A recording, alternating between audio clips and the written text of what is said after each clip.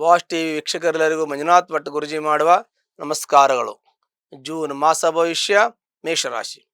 ಮೇಷರಾಶಿಯಲ್ಲಿ ಜನಿಸ್ತಕ್ಕಂಥ ವ್ಯಕ್ತಿಗಳಿಗೆ ವಿಶೇಷವಾಗಿರ್ತಕ್ಕಂಥ ಶುಭ ಫಲಗಳನ್ನು ಅನುಭವಿಸಿದ್ದೀರ. ಆದರೆ ಈಗ ಸದ್ಯದ ಪರಿಸ್ಥಿತಿಯಲ್ಲಿ ಸ್ವಲ್ಪ ಮಟ್ಟಿಗೆ ಸಮಸ್ಯೆಗಳು ಬದಲಾವಣೆ ಆಗುವ ಚಾನ್ಸಸ್ ಇದೆ, ಅಂದರೆ ಅವಕಾಶ ಇದೆ. ಏಕೆಂದರೆ ಮೇಷರಾಶಿಗೆ ಗುರುವಿನ ಪೂರ್ಣ ಅನುಗ್ರಹ ಇತ್ತು, ಈಗ ಪೂರ್ಣ ಅನುಗ್ರಹ ಇರಲಿಲ್ಲ. ಯಾಕೆಂದರೆ ಪೂರ್ಣ ಫಲ ಕೊಡ್ತಾ ಇಲ್ಲ. ತೃತೀಯ ಭಾವಕ್ಕೆ ಗುರುವಿನ ಬದಲಾವಣೆ ಆಗಿದೆ. ಮತ್ತು ದ್ವಾದಶದಲ್ಲಿರ್ತಕ್ಕಂಥ ಶನೀಶ್ವರನು ಕೂಡ ಸ್ವಲ್ಪ ಮಟ್ಟಿಗೆ ಅವರಿಗೆ ತೊಂದರೆಯನ್ನು ಕೊಡ್ತಾನೆ. ತೊಂದರೆ ಏನು ಕೊಡಲ್ಲ, ದೇವರಿಗೆ ಗ್ರಹಗಳಿಗೆ ನಮಗೆ ತೊಂದರೆ ಕೊಡಬೇಕು ಅಂತ ಏನು ಇರೋದಿಲ್ಲ. ಆದರೂ ಕೂಡ ನಮ್ಮ ಕರ್ಮದ ಫಲವನ್ನು ನಾವು ಅನುಭವಿಸ್ಬೇಕಾಗತ್ತೆ. ಹಾಗಾಗಿ ದ್ವಾದಶ ಭಾವದಲ್ಲಿರ್ತಕ್ಕಂಥ ಶನೀಶ್ವರು ಸಾಕಷ್ಟು ಖರ್ಚು ವೆಚ್ಚಗಳನ್ನು ಮಾಡಿಸ್ತಾರೆ. ಅನವಶ್ಯಕ ತಿರುಗಾಟಗಳು ಸ್ವಲ್ಪ ಮಟ್ಟಿಗೆ ಆಗುವ ಚಾನ್ಸಸ್ ಇರುತ್ತೆ.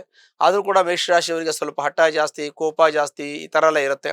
ಮತ್ತು ಮೇಷರಾಶಿಯವರು ರಾಜಕೀಯ ವರ್ಗದಲ್ಲಿ ಇರೋರಿಗೆ ಸ್ವಲ್ಪ ಮಟ್ಟಿಗೆ ವ್ಯವಹಾರದಲ್ಲಿ ಕೆಲಸಗಳಲ್ಲಿ ಸ್ವಲ್ಪ ಹಿನ್ನಡೆ ಆಗುವ ಸಾಧ್ಯತೆ ಇದೆ.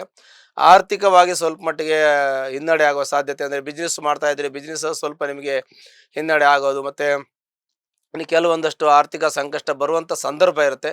ಅದಕ್ಕೆ ಜಾಗ್ರತೆ ವಹಿಸಬೇಕು.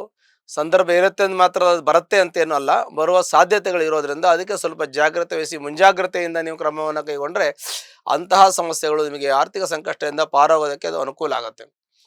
ಹೀಗೆ ಜನ್ಮ ರಾಶಿಯನ್ನು ವಿಶೇಷವಾಗಿ ನಾವು ಚಿಂತನೆಯನ್ನು ಮಾಡುವಾಗ ನಾವು ಗೋಚರದಲ್ಲಿ ಶನಿಯನ್ನ, ರಾಹುವನ್ನ, ಕೇತುವನ್ನ, ಗುರುವನ್ನ ನಾವು ಬಹಳ ವಿಶೇಷವಾಗಿ ಅವರನ್ನ ಗಮನಿಸಬೇಕಾಗತ್ತೆ.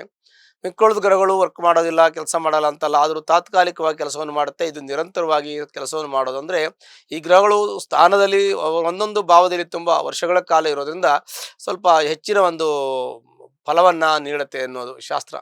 ಹಾಗಾಗಿ ಮೇಷರಾಶಿಯವರಿಗೆ ಅನುಕೂಲ ಇಲ್ಲ ಅಂತಲ್ಲ, ತುಂಬ ಅನುಕೂಲ ಇದೆ ಅಂತನಲ್ಲ, ಮಧ್ಯಮ ಫಲ ಅಂತ ಹೇಳ್ತೀವಿ. ವಿದ್ಯಾರ್ಥಿಗಳಿಗೆ, ಅಧ್ಯಾಪಕರಿಗೆ, ಇವರಿಗೆಲ್ಲ ಒಳ್ಳೆಯ ಯೋಗ ಫಲಗಳಿದೆ. ಮೇಷರಾಶಿಯವರು ಸ್ವಲ್ಪ ಜಾಸ್ತಿ ಪ್ರಯತ್ನ ಮಾಡಬೇಕು, ಅಧ್ಯಯನದ ಬಗ್ಗೆ ಜಾಸ್ತಿ ಪ್ರಯತ್ನ ಮಾಡಿದ್ರೆ ಅವ್ರಿಗೆ ಹೆಚ್ಚಿನ ಒಂದು ವಿದ್ಯಾಭ್ಯಾಸ ಆಗುತ್ತೆ.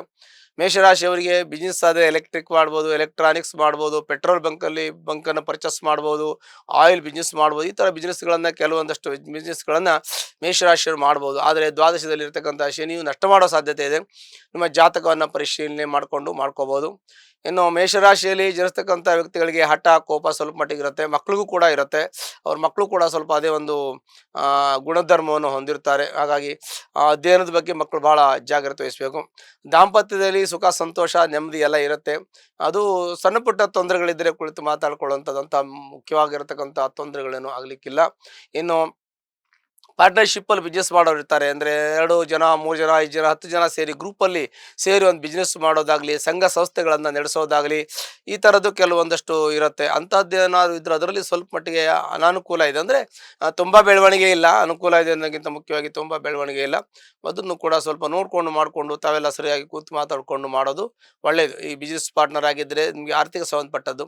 ಇನ್ನು ಸಂಘ ಸಂಸ್ಥೆಗಳಾಗಿದ್ದರೆ ಅದು ಒಂದು ಸಮಾಜದ ಬೆಳವಣಿಗೆಗೆ ಸಂಬಂಧಪಟ್ಟಂಥ ವಿಚಾರಗಳಾಗಿರುತ್ತೆ. ಇನ್ನು ಸ್ಕೂಲು ಕಾಲೇಜುಗಳಾಗಿದ್ದರೆ ಮಕ್ಕಳ ಒಂದು ಬೆಳವಣಿಗೆ, ಅಧ್ಯಯನ ಕೇಂದ್ರ, ಅದೊಂದು ದೇವಸ್ಥಾನದ ಥರ ಇರುತ್ತೆ. ಅದೊಂದು ಅಧ್ಯಯನ ಕೇಂದ್ರ, ಒಂದು ಗುರುಕುಲ, ಅಲ್ಲಿ ವಿಶೇಷವಾಗಿರ್ತಕ್ಕಂಥ ಒಂದು ಶಕ್ತಿ, ಚೈತನ್ಯ, ಆ ಒಂದು ಮಹತ್ವ ಇರುತ್ತೆ. ಅದೆಲ್ಲವೂ ಕೂಡ ಸ್ವಲ್ಪ ಮಟ್ಟಿಗೆ ಅನುಕೂಲ ಇದೆ ಅಂತ ನಾನು ಹೇಳ್ತೀನಿ. ಆದರೂ ಕೂಡ ಜಾಗ್ರತೆ ವಹಿಸಬೇಕು. ಯಾವುದನ್ನು ಕೂಡ ಜಾಗ್ರತೆ ಇಲ್ಲದೆ ಒಳ್ಳೆಯದಾಗತ್ತೆ ಅಥವಾ ಒಳ್ಳೆಯದಾಗಲ್ಲ ಅಂತ ತೀರ್ಮಾನ ನಾವು ತಗೊಳಕ್ಕಾಗಲ್ಲ. ಪ್ರಯತ್ನ ಮಾಡೋದು ನಮ್ಮ ಕರ್ತವ್ಯ ಆಗಿರುತ್ತೆ. ಪ್ರಯತ್ನ ಮಾಡಲೇಬೇಕು. ನಾವು ಪ್ರಯತ್ನ ಮಾಡಿದ್ರೂ ಕೆಲವು ಸಲ ಆಗೋದಿಲ್ಲ. ನಮ್ಮ ಪ್ರಯತ್ನ ಮೀರಿ ಆಗಲ್ಲ ಅಂದಾಗ ಅದು ದೈವೇಚ್ಛೆ ಅಂತ ನಾವು ಬಿಡಬೇಕಾಗತ್ತೆ. ಆದರೆ ಪ್ರಯತ್ನ ಮಾಡದೇ ಇರೋದು ನಮ್ಮದೇ ಒಂದು ಫಾಲ್ಟ್ ಆಗುತ್ತೆ. ಹಾಗಾಗಿ ಪ್ರತಿಯೊಂದು ಕೆಲಸ ಕಾರ್ಯದಲ್ಲೂ ಕೂಡ ಪ್ರಯತ್ನ ಮಾಡಬೇಕು. ಉದ್ಯೋಗಂ ಪುರುಷ ಲಕ್ಷಣಂ, ಪ್ರತಿಯೊಬ್ಬರೂ ಕೂಡ ಒಂದು ಉದ್ಯೋಗದಲ್ಲಿ ನಿರತರಾಗಿರಬೇಕು. ಪ್ರತಿಯೊಬ್ಬರೂ ಕೂಡ ಅವರವರ ಉದ್ಯೋಗದಲ್ಲಿ ಸಣ್ಣ ಕೆಲಸ, ದೊಡ್ಡ ಕೆಲಸ ಅಂತೇನಿಲ್ಲ, ಪ್ರತಿಯೊಬ್ಬರು ಉದ್ಯೋಗದಲ್ಲಿ ನಿರತರಾಗಿದ್ದಾಗ ಜೀವನದಲ್ಲಿ ಸುಖ, ಶಾಂತಿ, ನೆಮ್ಮದಿ ಎಲ್ಲ ದೊರಕತ್ತೆ. ಆರೋಗ್ಯವೂ ವೃದ್ಧಿ ಆಗುತ್ತೆ, ಆಯುಷ್ಯ ವೃದ್ಧಿ ಆಗುತ್ತೆ, ಮನಃಶಾಂತಿ ಕೂಡ ದೊರಕತ್ತೆ. ಹಾಗಾಗಿ ಈ ಮೇಷರಾಶಿಯವರಿಗೆ ಸ್ವಲ್ಪ ಮಟ್ಟಿಗೆ ಆರೋಗ್ಯದಲ್ಲಿ ಸ್ವಲ್ಪ ಅಡಚಣೆ ಆಗ್ಬೋದು. ಈ ಬಿ ಪಿ, ಶುಗರ್ ಇರೋವರಿಗೆ ಸ್ವಲ್ಪ ವ್ಯತ್ಯಾಸ ಆಗ್ಬೋದು.